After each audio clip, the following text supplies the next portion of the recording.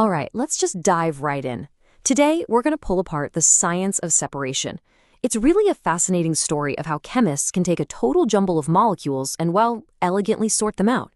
We're talking about chromatography, and specifically its two most fundamental methods. So imagine you have a single drop of black ink. It just looks black, right? But is it really just one color? How would you even go about proving it? Or, maybe more importantly, how could you possibly separate out all the different dyes that are mixed together to create that single color?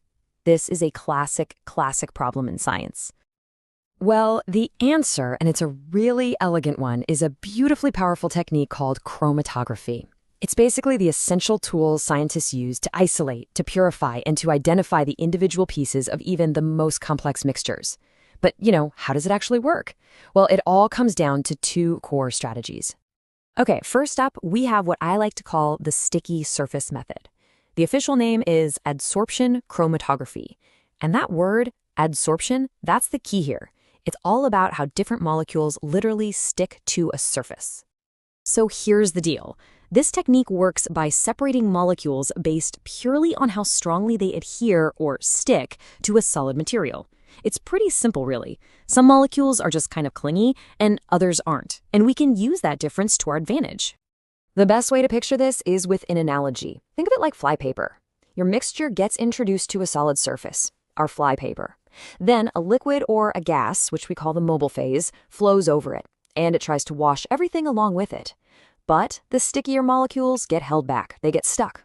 The less sticky ones, they get swept away much more quickly. And just like that, you've got separation. And this isn't just some abstract idea, You see this exact principle in action in some very common lab techniques. Things like column chromatography and thin layer chromatography, you might have heard of it as TLC, are classic examples that rely completely on this sticky surface idea to work their magic. All right, now for our second method, what I'm calling the Great Divide, or partition chromatography. With this one, the game isn't about stickiness anymore. Nope, this time it's all about preference. So here, the separation happens because molecules have to literally choose between two different environments. We're talking about two liquids that don't mix. It's not about clinging to a solid surface, it's about deciding which liquid they'd rather be dissolved in. I love this analogy of the two-room party because it illustrates the idea so well. Imagine one liquid is just fixed in place. That's the stationary room. And another liquid is flowing right past it. That's the mobile room. So when your mixture of guests arrive at the party, each one divides, or partitions, its time between the two rooms, based on which one it likes better. The molecules that prefer the moving, mobile room, they get swept out of the party pretty quick.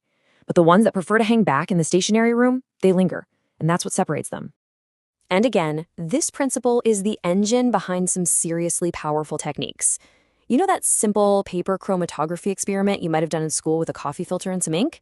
Yep, that's partition. But so are the incredibly sophisticated methods like gas-liquid chromatography and HPLC, which are absolute workhorses in modern analytical science. Okay, so we've met the two main players. Now let's put them side by side to really lock in the difference. This is where it all comes together. Look, if you remember just one thing from this whole explainer, let it be this. Adsorption separates based on physical stickiness to a solid surface. Partition separates based on a molecule's preference for one liquid over another. Stickiness versus preference. At its core, it's really that simple.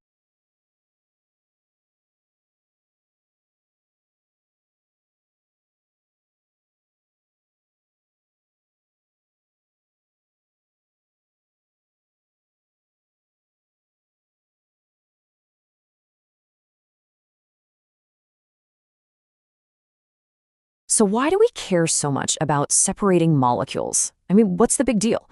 Well, because this is not just some abstract lab exercise. These techniques are absolutely critical to our modern world. Chromatography is the silent hero working behind the scenes. It's used to purify the drugs that save our lives, and to make sure every pill you take has exactly the right dose. It's used in forensics to identify unknown substances at a crime scene, and in medical diagnostics to analyze biological samples. I mean, from pigments to proteins, this is how we understand the very building blocks of our world. And that really gets to the heart of it, doesn't it? You just can't truly understand a complex system, whether it's a new medicine or a biological process, until you can take it apart and look at each individual piece. Separation is the key that unlocks that deeper knowledge. So I'll leave you with this thought. If you had the power to perfectly separate any mixture, what mystery in your own world would you want to solve? The secret ingredients in your favorite food? The exact pollutants in a local river? You see, the power to separate really is the power to know.